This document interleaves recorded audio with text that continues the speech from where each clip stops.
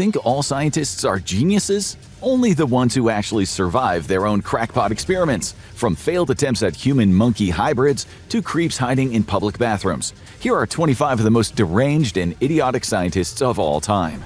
Number 25. It makes sense to begin with one of the fathers of empiricism, the belief that knowledge should be built from evidence rather than assumption. That man was Francis Bacon, the British Renaissance man who put his mark on everything, from writing to philosophy to politics to science to food storage. Would you believe it was a really dumb experiment with that last one that got him killed? One of the most well-known accounts of Bacon's 1626 death saw him making his way through thick snow in Highgate, North London, when he suddenly came upon an idea. What if snow and ice could be used to preserve meat? He was then given a plucked hen, which he stuffed with snow to see if it could stand the test of time. Sadly, he never found out the answer. He fell deathly ill and died of pneumonia not long after. He was right about the chicken, at least if only his sense of self-preservation had been sharp too.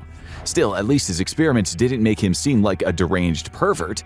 Number 24. The 20th century was a crazy time for global scientific funding, and one of the biggest people to benefit from that was Soviet scientist and veterinary reproductive expert Dr. Ilya Ivanov. He thought he could definitively prove evolution in the creepiest way possible, by proving that humans and apes could get each other pregnant. And it only got freakier and more illegal from there. In 1927, Ivanov and his son engaged in the very normal father-son activity of inseminating 3 female chimps with human semen. They were granted access to a research station in French Guiana to conduct their bizarre experiment. His son was even packing a pistol in case the chimps fought back. But even with cutting-edge insemination technology Ivanov himself had developed, they were unsuccessful. Ivanov wasn't just some random pervert. He received actual funding from the Soviet Union, who believed his research could support their Darwinist stance against American Christian fundamentalism. He also gained funding from the French Pasteur Institute. But when all of Ivanov's attempts to inseminate female chimps failed, he realized that he also had another option: inseminate a human woman with a human-Z baby. To this end, in the late 1920s, he purchased a male orangutan named Tarzan to be his donor, and then he went on a search for human women who were happy to take part. He actually did find a few, all of whom seemed to be mentally unstable. However, Tarzan died of a brain hemorrhage before the experiment could ever take place. Dr. Ivanov's twisted dreams would come to an end when Stalin decided that he didn't want any human-Zs after all, and then he sent him off to the Gulag as part of a scientific purge. So that's a crime against nature. How about we go 2 for 2 with another one? Number 23. What if you could be as smart as Albert Einstein and all you'd need to do is eat his brain? This isn't a thought that's often been had out of high-security mental hospitals, but the idea of edible memory became the fixation of a bunch of misguided scientists who studied flatworms in the mid-20th century. James McConnell had done experiments to prove that flatworms, some of the simplest life forms to have neurons in the animal kingdom, could successfully form memories. That was when he was just a student in the 1950s, but now as an adult scientist he was ready to get really weird with it. While other scientists correctly assumed that he had lost his mind, he began stating that his experiments proved that memory wasn't contained within the synapses of the brain, that it was chemically encoded within the RNA molecules inside every cell, meaning your memories are just as present in your foot as in your brain. And that's when things got terrifying. With his belief that memory was invested in all tissue, he would teach one flatworm a trick and then chop it up and feed the pieces to another flatworm. This would cause, or so he claimed, the intelligence to transfer. Of course, McConnell did stress that memory transfer probably wouldn't survive the acidity of the human digestive system. But at that point, he was kind of missing the forest for the trees. None of this made any sense or had any scientific validity. McConnell had sadly gone from a promising scientist to a crank laughing stock, publishing his own semi-satirical scientific magazine, The Worm Runner's Digest, to share his crackpot theories. McConnell didn't really leave a mark on science history. Our next scientists definitely did, and all it cost was her life. Number 22. It's undeniable that Marie Curie's hands-on attitude to research is why we even know about some radioactive elements, like radium and polonium today. It's also undeniable that despite becoming one of the few people in history to win Nobel Prizes in 2 different sciences, Marie Curie's groundbreaking research came at a devastating personal cost. The same radioactive materials that made her famous ultimately helped cause her death. She passed away on July 4, 1934, from aplastic anemia that was directly caused by how much radioactivity she'd been exposed to over the course of her life. The radiation had effectively made her bone marrow unable to produce more blood cells, leading to a painful death. Her radiation exposure was so bad that she had to be buried in a lead-lined coffin for the safety of the land itself and everyone around her. Even over a century after her most famous experiments, a lot of the equipment she used still remains dangerously radioactive today. Scientific advancement sure does claim a lot of martyrs, but like our next scientists, some are so tragically avoidable. Number 21. The research of Soviet scientist Alexander Bogdanov has saved millions of lives, just not his own. It was all thanks to some bizarre and kooky beliefs from one of history's greatest blood transfusion pioneers. Bogdanov was another classic Renaissance man. He was a Bolshevik revolutionary, a part-time writer of science fiction, a doctor, and a philosopher. But it was his innovations in blood transfusion technology that would both add his name to the pages of history and put him onto a mortuary slab. In 1928, he linked up with a 21-year-old student who was dying of tuberculosis and malaria, and he decided he'd engage in a blood transfusion with the student. It was a win-win, at least according to Bogdanov. The young blood of the student would rejuvenate his aging body, and since Bogdanov for some reason believed his blood was immune to tuberculosis, he believed that his blood in turn would cure the student. Obviously, this did not work, and Bogdanov died a completely preventable death in his 50s due to an acute hemolytic transfusion reaction. Ironically, the student made a complete recovery, so maybe he did have magic blood after all. Just like our next scientist thought that he had a magic voice. Number 20. Imagine you're at summer camp as a kid, enjoying getting away from it all for a bit, a chance to really let your imagination run wild and have an adventure. There's just one problem. Every night as you're trying to sleep, a dark, shadowy figure appears in the corner of the cabin and then murmurs the words, "My fingernails taste terribly bitter," hundreds and hundreds of times. This isn't the opening scene of a horror movie or a description of a really frightening state of sleep paralysis. It is what actually happened to a group of young boys when they were unwittingly put to a scientific experiment by Professor Lawrence LeShan in 1942. They wanted to test the now widely debunked theory of sleep learning, the idea that if you play some kind of educational audio while a person sleeps, their subconscious will still absorb the information. LeShan wanted to see if this could be used to form or break habits, so he put on a little summer camp with the boys who were all well known to be chronic nail biters. Initially, the plan was to play a phonograph that just repeated the phrase over and over again. But when that broke, LeShan needed to sneak into the cabin at night himself and just repeat, "My fingernails taste terribly bitter," for hours on end. He later claimed that the results proved the theory of sleep learning was correct, but plenty have accused the experimental design of being weird, creepy, and not all that scientific. But hey, at least nobody died, unlike our next case. Number 19. In 1753, Baltic German-Russian physicist Georg Wilhelm Richmann both made history and became it. He's a figure so influential in science that he had his own physical law, Richmann's Law, named after him. In St. Petersburg, he decided to conduct a study on whether he could capture lightning with a new apparatus he invented, the electrical gnomon. It was connected to a wire that ran from the roof of his house. His colleague who was helping him at the time, an M. Sokola, would later say that the experiment had at least been a success if you look at it from a certain angle. The device did catch the flying electricity, and it produced a stunning instance of ball lightning, pure electricity configured into a dazzling orb shape, which immediately struck Richmann in the head. It conducted down the floor via his foot with such a force that it blew a hole into his shoe and flung him across the room. Both Richmann and the electric gnomon were instantly fried. But there is a certain way to get fried without electricity. Number 18. LSD is one of the most incredible pharmacological discoveries of the 20th century. It gave us the counterculture movement and some of the best and worst Beatles songs. It also is roundly agreed to have incredible therapeutic potential for people suffering from treatment-resistant mental illnesses. But only one study was ever bold enough to ask, what if we made a circus elephant trip major balls? That elephant in question was Tusko, a large male Indian elephant in the Oklahoma City Zoo. His fate was forever decided when researchers at the University of Oklahoma tried to give him a truly heroic dose of acid, 297 milligrams. That's approximately 3,000 times the human recreational dose. Scientists figured it would be enough to get an effect on an animal as large as Tusko. As it turns out, they massively overshot it. They injected that insane amount of LSD into Tusko and then waited to see if he packed his trunk and wandered through the doors of perception. Instead, he collapsed onto the ground in 5 minutes. Less than 2 hours later, Tusko was dead. The only trip the scientists gave him was a trip straight into the afterlife. But idiot scientists don't just go after nature's largest creatures, they're also happy to harass some of the smallest.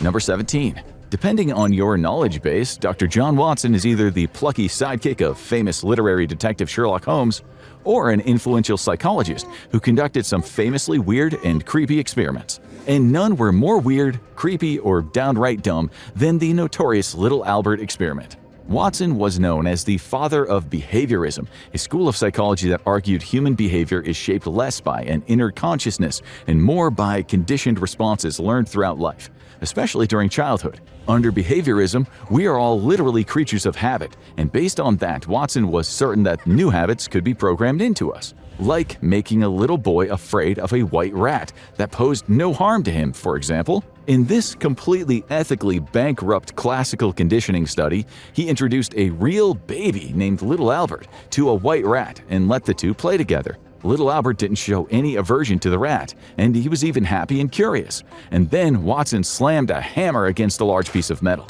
making a loud, terrifying noise that made Albert cry. He did this again and again until the mere sight of the rat made the baby test subject cry and shake with fear. Eventually, Albert's mother moved away and withdrew her son from the experiment in the process. Not long after this, Watson was forced to resign after an extramarital affair with his graduate assistant was revealed. So he decided to get a new job at a place that didn't mind if you didn't have a soul. Madison Avenue Branding and Advertising. Okay, so maybe our next one. Number 16. Could a baby chimpanzee be raised into some kind of weird-looking human? Obviously not, as literally any primate scientist will tell you. Anyway, a chimp can be a really dangerous thing when mixed with humans. None of these pretty obvious facts stopped comparative psychologist Winthrop Kellogg from giving it the old college try. He decided to raise a baby chimp called Gua alongside his own human child, Donald. In early 1931, the Kellogg family adopted Gua into their home, curious to see what would happen. Would they be able to rear Gua like a child? And would Gua's presence encourage Donald to act more chimp-like? It is completely deranged and incredibly dangerous. But they really did give it a try. They were impressed to find that Gua did achieve some human-like developments. After 9 months of socialization, she was able to recognize some commands and execute them, like picking up a cup and using a spoon. She was able to also recognize humans from their clothes and smell, if not by their faces. It was also true that Donald did take up a lot of chimp-like behavior and mannerisms as a child, just from spending so much time with Gua. But beyond this, development hit a wall. Gua wasn't physiologically capable of picking up and repeating human language, because while chimps are undeniably incredibly intelligent animals, they are still animals. The Kellogg's decided that the whole experiment had gone too far when Donald began repeating the different noises that Gua made, realizing that this experiment actually had way better chances of messing up Donald than it did evolving Gua, as literally any primate expert would have told them on day one. But you'd rather share a table with Gua than our next revolting scientist. Number 15. Stubbins Ffirth was a scientist with a weird name and an even weirder claim to fame. He wanted to prove that yellow fever couldn't pass as an infection from person to person with bodily fluids. His way of showing it was exposing himself to as many of these bodily fluids as possible. A few years after the 1793 yellow fever outbreak ravaged Philadelphia, Ffirth's experiments began. He began by making surgical incisions into his arms and then pouring yellow fever patient vomit directly into the wounds. When Ffirth didn't contract yellow fever, he didn't count himself lucky and never do anything like this again. Instead, he decided to double and triple and quadruple down in the vilest ways imaginable. He poured yellow fever puke straight into his eyeballs. He fried the puke and he huffed the fumes. He chugged the vomit undiluted and he still wasn't infected. And when he was certain he'd eliminated vomit from the running as an infection vector, he then rubbed infected blood, urine, saliva all over his body. If anything, he showed that the line between scientist and self-destructive pervert is wafer thin. But at least he definitively proved that yellow fever can't be contracted via bodily fluids, so it was all worth it. Now, all this was actually completely useless, of course. Yellow fever is a mosquito-borne viral disease, and Ffirth just used late-stage patients whose bodies no longer contained the virus. And we have to wonder if at some point Ffirth knew that, but he'd just gotten addicted to yellow fever fluids anyway. God, let's stop talking about this and go somewhere less gross, like the men's bathroom. Number 14. "No, officer, I was just conducting a psychological experiment," might be what you would say if you were caught lurking in a bathroom and watching people doing their business. But you might just get in more trouble if you then told them that the study was called Personal Space Invasions in the Lavatory, Suggestive Evidence for Arousal. But that was the name of a real study carried out in the 1970s that involved watching a lot of men pee in public bathrooms. The essence of the study was to ask the pretty juvenile question, does it take men longer to pee when they feel crowded in a shared bathroom? And to make this happen, they secretly watched while people working for them boxed unknowing participants in at the urinal. They then measured the time it took for each of these people to start peeing at the urinal, depending on whether people were close to them or not. The scientific community broadly condemned this study as weird and gross, and largely pointless. But if this is a question that's always plagued you, we guess you can sleep at night knowing that yes, it does make it harder to pee when you've got stage fright. Speaking of life's big questions, number 13. How heavy is your soul? No, that isn't the name of our debut emo throwback album. It's the question that was seriously posed by the physician Duncan McDougall in 1907. It famously sparked what's since been known as the 21 grams experiment. To someone who isn't a career scientist, it might seem to make intuitive sense. He would place dying patients on a specially designed scale and then record their weight at the exact moment of death. If death really was the soul leaving the body, he reasoned, then any consistent drop of weight might reveal the weight of a human soul. Already, that is just a little insane, mixing some strange view of science with a completely metaphysical religious topic. But after conducting the experiment, he developed the hypothesis that the weight of a human soul is likely around 21 grams, or 0.7 ounces. However, that is incredibly weird for a huge number of reasons. Number 1, the experiment was only performed a few times, given that a lot of dying people would rather spend their last moments with their family rather than on a doctor's weighing scales. It also had the problem of only having a 6-person sample, which is pitifully small for making a claim this big. And if that wasn't bad enough, only one of those 6 test subjects actually confirmed the hypothesis that McDougall was testing. So despite the 21-gram fact being shared all over the internet by clickbait accounts, it is little more than urban legend based on terrible experiment design. Sometimes idiotic experiments aren't so deep. Sometimes they're just silly as hell. Number 12. What do you think is the dumbest possible thing you could spend thousands of dollars on? A McMansion where you couldn't afford the maintenance cost or property tax? Thousands of Beanie Babies? Cryptocurrency? Or a study that hoped to use chickens with plastic dinosaur tails to figure out how dinosaurs walked? Yes, that was a real study, and it won an Ig Nobel Prize, a scientific satirical award for unusual studies.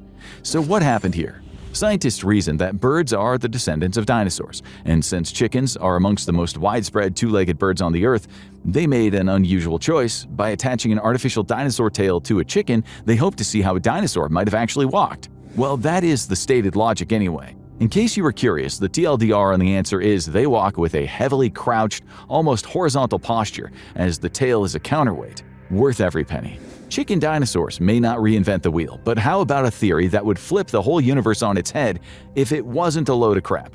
Number 11. It wouldn't be a video on bad science without a little trip to Austria and Germany in the first half of the 20th century. There were a lot of straight-up evil scientific theories around at this time, especially with the onset of the Nazi movement. But some were just plain weird and stupid. The engineer Hans Horbiger created a world-changing theory with Weltheitslehre, which he didn't even come up with using research like some regular lamestream scientist. Instead, he discovered this world-changing theory in a vision.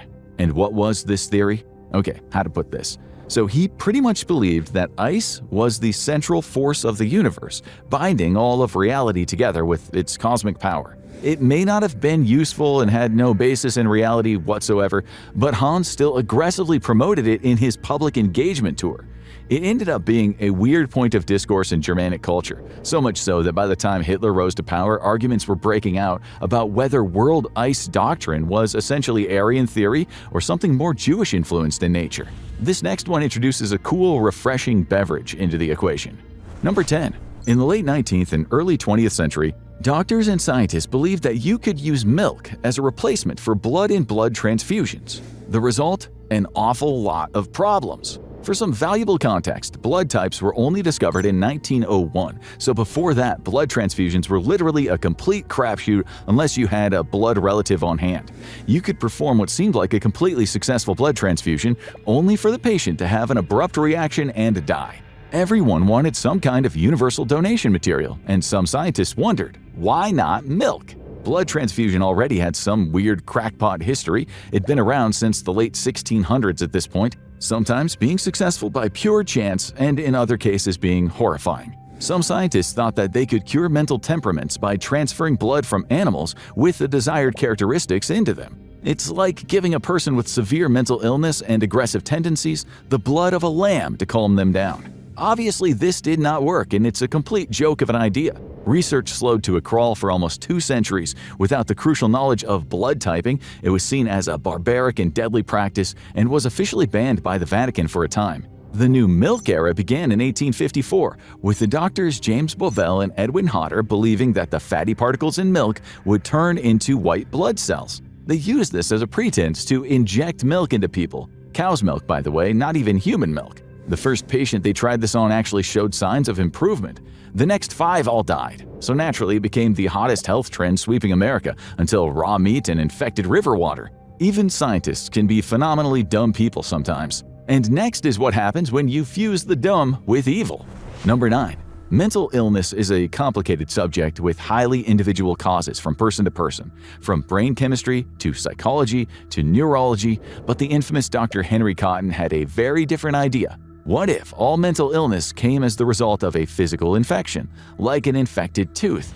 Big if true, problem is it wasn't true at all. As the new physician of the New Jersey State Hospital for the Insane in 1907, Cotton wanted to make a name for himself. He'd read that patients who suffered from high fevers as a result of infection are likely to hallucinate and experience delusions, so maybe one was directly connected to the other.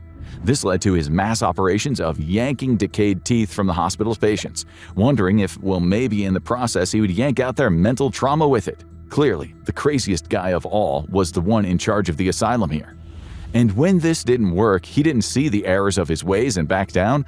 Oh no, that would be quitter talk. Surely, if they were still mentally ill, it was actually because their bodies still had hidden infections that he just hadn't ripped out yet. He started taking out the tonsils of the mentally ill. Failing that, he'd happily take out your testicles or your ovaries if he believed they were at the root of your mania. Some patients even had their colons removed. Would it surprise you to hear that this man's surgeries had a staggering 45% mortality rate? Statistically, that is genuinely almost as bad as your fate being decided by a coin toss. It wasn't long before the hospital's population was filled with Cotton's mutilated victims. When he eventually left the hospital, he was able to parlay that success into becoming a private doctor. He began pulling out teeth to cure the mental woes of New Jersey's social elite, people with far more money than sense or happiness. Despite being a completely idiotic scientist and a mad butcher of his patients, Cotton never saw consequences in his lifetime. Believe it or not, though, we actually have an even more monstrous mad scientist. Number 8. You might not recognize the name Sidney Gottlieb, but there is a good chance you're familiar with his most infamous work, a CIA chemistry project called MKUltra. It hoped to explore LSD as a brainwashing agent using methodologies taken straight from Nazi war criminals and the monsters who worked at Unit 731. The crimes of MKUltra as a whole are too numerous to get into here. Suffice it to say, the project failed in all of its scientific objectives while leaving a trail of human misery and death behind it. But one of the weirdest ways in which Gottlieb was just a complete trash garbage scientist was his habit of casually drugging his CIA colleagues with LSD just to see what happened. One of the most unfortunate victims of this was Gottlieb's co-worker, Frank Olson. Olson was one of the first scientists assigned to the secret U.S. biological warfare laboratories at Fort Detrick in Frederick, Maryland during the Second World War. This would later put him on a collision course with Gottlieb, who drugged his drink during a company outing. It resulted in Olson having an embarrassing mental breakdown in front of all his colleagues. This started a downward spiral for Olson as paranoia and professional concerns effectively drove him insane, culminating in his still contested fatal fall from a hotel window in 1953. Nothing about Gottlieb's experiment was within the bounds of ethics or the scientific method. It was just pointless sadism borrowing science's coat for a costume party. Here's a weird fact that you probably have never heard before, even if you're also fascinated by the MKUltra case. After the project collapsed and Gottlieb retired to civilian life, he decided to take up a totally new profession. A lifelong stutterer, Gottlieb got qualifications in speech therapy and spent most of the rest of his life as a middle and high school speech therapist. It must have been wild getting speech therapy from the USA's most infamous mad scientist. Hopefully, he was better and more ethical at that than he was at chemistry. Number 7. Is it weird to hang out with your scientist best bud and torture each other's nuts for the betterment of human knowledge? Whether it is or not, two scientists named Herbert Woolard and Edward Carmichael did exactly this in 1933. They teamed up to put weights on each other's testicles in order to figure out how it felt and what it meant for science. You know, just guys being guys. And don't worry, as they piled the weights on, sometimes they also injected their testes with local anesthetics. We swear this is a real study and not just some bizarre BDSM fan fiction we dreamed up for the video. Was it worth it in the end? Who's to say, really? You've at least got to give some respect to people being willing to wound their balls for knowledge. Better them than us. Number 6. Jack Parsons was one of the strangest people on this list. Not only was he a brilliant rocket scientist who pioneered solid-state fuel, he also was a sex wizard apprentice of the occultist Aleister Crowley.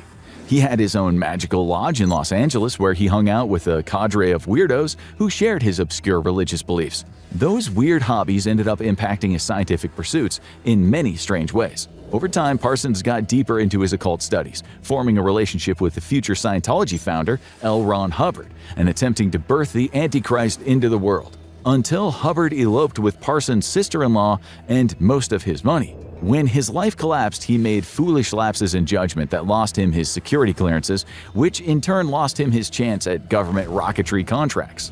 But the saddest end for the Jack Parsons story came with the careless handling of mercury fulminate. Parsons succumbed to his injuries just 37 minutes after the explosion. The news was so sudden and brutal, it literally killed his mother the same day. To this day, rumors spiral about whether this really was an accident or a cover-up for an assassination attempt. But Parsons, despite his genius, was a messy guy his whole life. Why would this be any different? Number 5. Almost everyone who's interested in psychological experiments has run into the Stanford Prison Experiment at some point.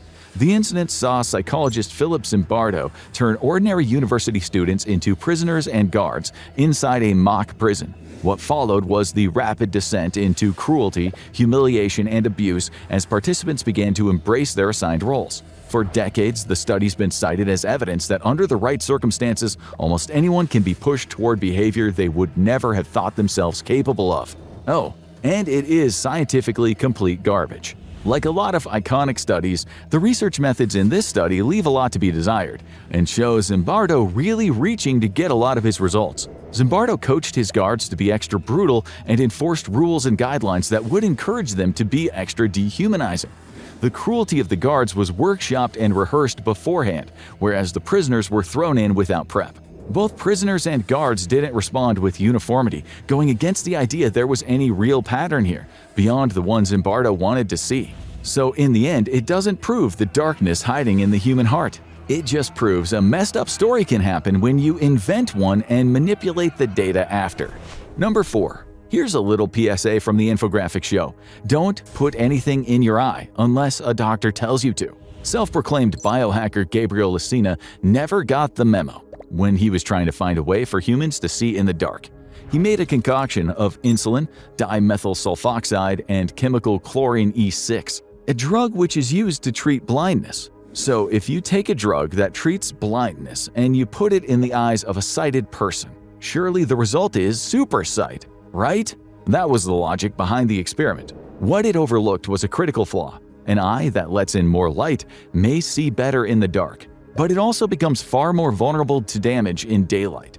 Gabriel got lucky. He found it was easier to see in the dark as a result of the stuff being poured into his eyes, rather than immediately being blinded. He was back to normal the next morning. Number 3. It feels almost like a cruel joke to call Joseph Barcroft an idiot, when he is actually one of the most hardcore scientists who ever lived. But we only really say that because he survived. And when you do the kind of absolutely deranged things that Barcroft did in the pursuit of human knowledge, survival is a complete statistical improbability. Barcroft worked with the Army in the study of oxygenation and blood. It was particularly useful in the First World War, when chemical weapons were wreaking havoc on the British Army. Because while the Brits may love mustard, they don't love mustard gas. Barcroft took the bull by the horns and walked straight into a chamber filled with hydrogen cyanide, exposing himself directly. He remained there for 10 solid minutes, surviving a gas chamber before leaving and continuing his research. In the interest of studying blood circulation further, he also locked himself inside of a freezer until he got hypothermia and passed out. But that feels like a complete joke compared to his most insane experiment feat of all, spending a solid week inside a low-oxygen chamber to study its effects on the body. After he left the chamber alive, his skin was bright blue. Barcroft's experiments were straight up insane, but he can't exactly be called a champion idiot because, well, he survived. Our last two scientists, well, they weren't quite as lucky with their shocking and dangerous experiments. Number 2. What could go wrong when a cowboy nuclear physicist decides to mess around with a huge and volatile mass of plutonium, nicknamed the Demon Core? As it turns out, absolutely everything, and in the most horrifying way possible. That's exactly what happened to Louis Slotin and everyone who was unlucky enough to be working with him on that fateful day of the 21st of May 1946. Without making you sit around for a full physics lesson, Slotin was engaged in an experiment that he called tickling the dragon's tail. It involved using a screwdriver to manipulate the demon core in order to induce a fission reaction. All of Slotin's colleagues told him this was a terrible idea that was gonna get him killed someday. But for some reason, he kept on doing it. This all came to a head during the criticality accident, where he dropped his screwdriver and then caused the top deflector to fully encase the core, bathing everyone in the room in titanic doses of deadly radiation. Slotin would die 9 days later in horrific pain, all because he couldn't follow the advice that everyone was giving him about the incredibly dangerous thing he kept doing to look cool. Number 1. How far would you go to win an argument? If you feel like you would draw a line at letting yourself get fatally eaten alive by bugs, then you lack the moral convictions of Dr. Jesse William Lazier. This was a man whose lifelong enemies were malaria and yellow fever, diseases he wanted to do everything in his power to lead the fight against. When he was placed on the yellow fever board by the United States Army, who in the late 1800s found that communicable diseases like yellow fever were one of the greatest threats against the military, Lazier encountered research that suggested mosquitoes could be a vector for the disease. His former research into malaria had him working in close proximity to the deadly bugs, and he more than believed that this research could be true. And what could be a more definitive way to prove it than letting himself get bitten by mosquitoes that he believed had been infected with yellow fever? So that's exactly what he did, and for his trouble, he died from yellow fever a little over 2 weeks later. He may have been dead, but hey, he was right. Now go check out 12 US scientists have gone missing or died. What's going on? Or watch this instead.